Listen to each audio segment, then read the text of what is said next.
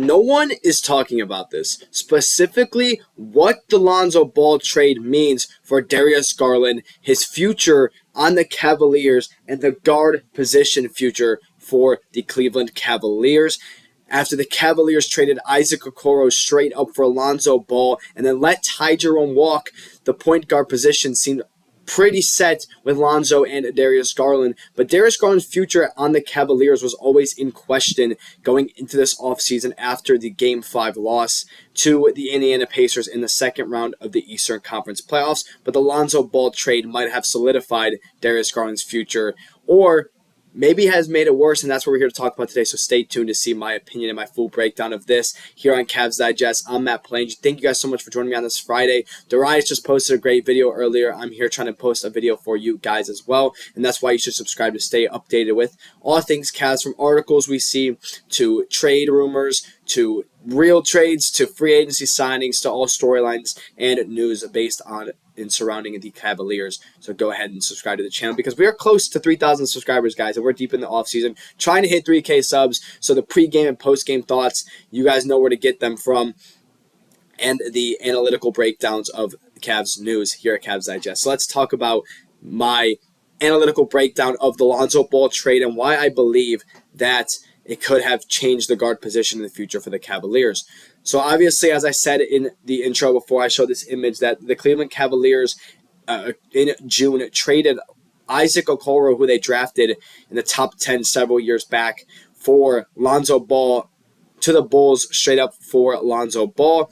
And then after that trade, the Cleveland Cavaliers re-signed and extended Sam Merrill, as well as let Ty Jerome, their backup point guard, walk. So they replaced Ty Jerome with Lonzo Ball, and the one free agent that was in question for, or two free agents that were in question for the Cavaliers were Sam Merrill and Ty Jerome, and they chose Sam Merrill on a $9.5 million a year deal over re-signing Ty Jerome, and they got Lonzo Ball instead.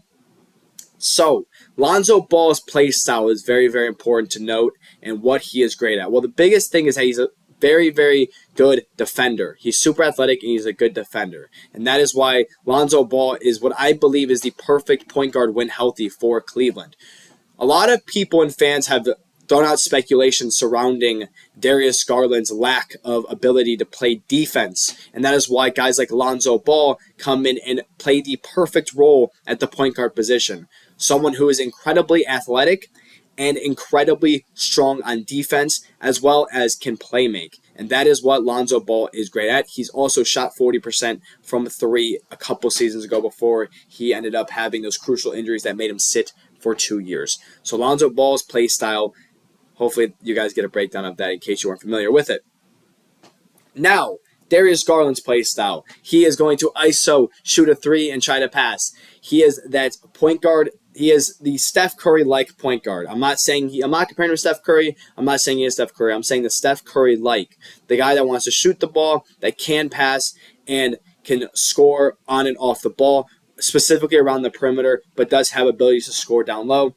He's just a worse version of Steph. I'm just going to be honest. Like, they have the similar play style. Garland might look to attack maybe more. Actually, probably less.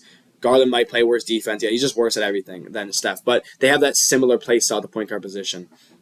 So Garland's more of a shooter, more of an ISO guy, has the crafty dribble moves, but he also was one of the best playmakers in the NBA last year, which is what I was impressed with the most.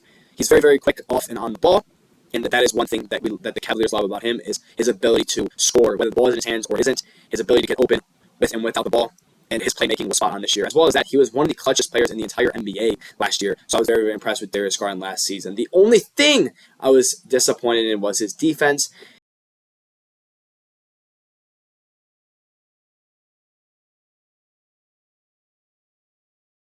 I believe he had a 114 defensive rating. If you're like below 110, you're like not bad. If you're above 110, you're pretty bad. So his defensive rating only tells a full story though. But Darius Garland is not the best defender.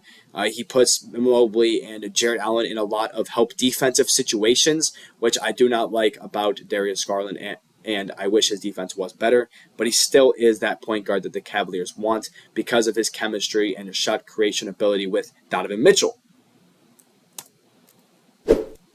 So here's Lonzo's stats from last season. He was hurt and he came back from injury, but he is 27 years old, and those were his stats from when he did play.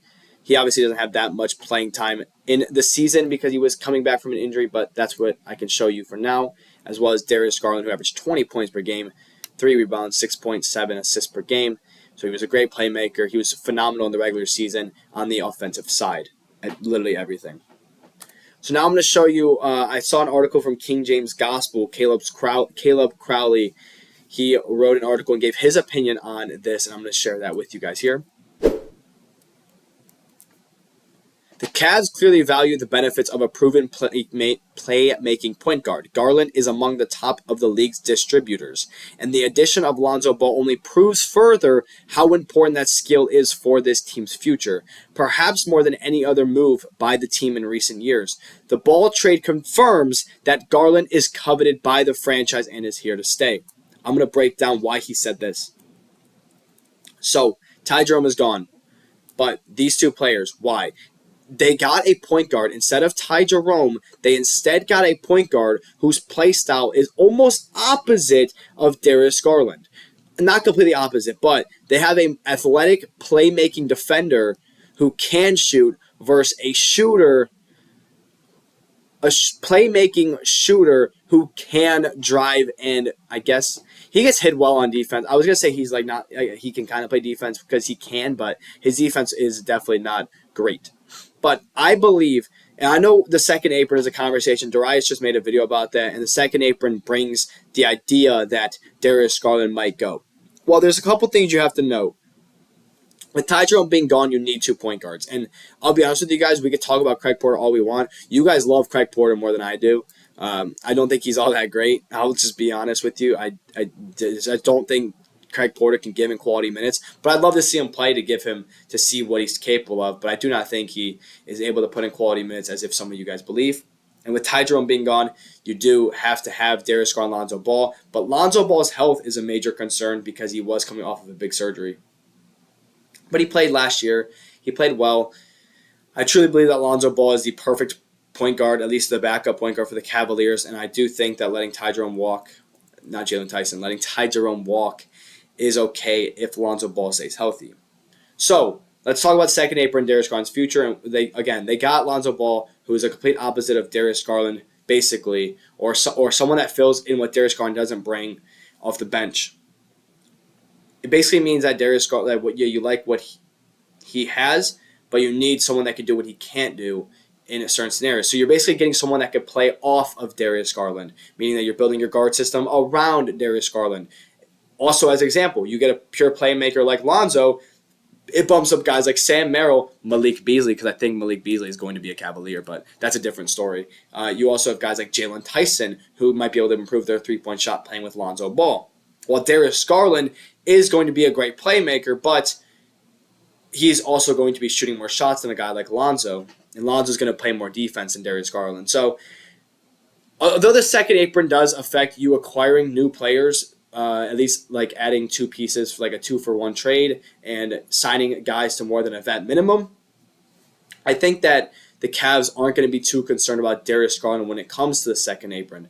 I believe that Darius Garland is probably relatively safe as a Cavalier for at least 1 more season. I'd probably lean towards 2. I think that if his defense shows up as lackluster this season, and you kind of see, because my biggest concern with him is his defense, and how when he lets guards go by him, Jarrett Allen has to help, and that puts Jarrett Allen out of a position to get a rebound, or Evan Mobley has to help. Now Jarrett Allen is rebounding by himself because Evan Mobley had to help on Darius Garland's guy. There's a lot that goes on wrong when it comes to playing bad defense that forces the inside defenders to be in bad situations. So there's a lot to question when it comes to the Cavaliers' defense from Darius Garland, but the Cavaliers seem to love his play style so much that they're getting the perfect point guard to be the backup for him. That was kind of a lot of information. I apologize for that, but I hope you guys stayed here. I hope you guys enjoyed this video. I'm Matt Plangy here at Cavs Digest. Go ahead and comment below your thoughts. Like this video, subscribe, let me know what you guys think about Lonzo and Darius Garland. And as always, have a good one. Thank you guys for joining me here on Cavs Digest.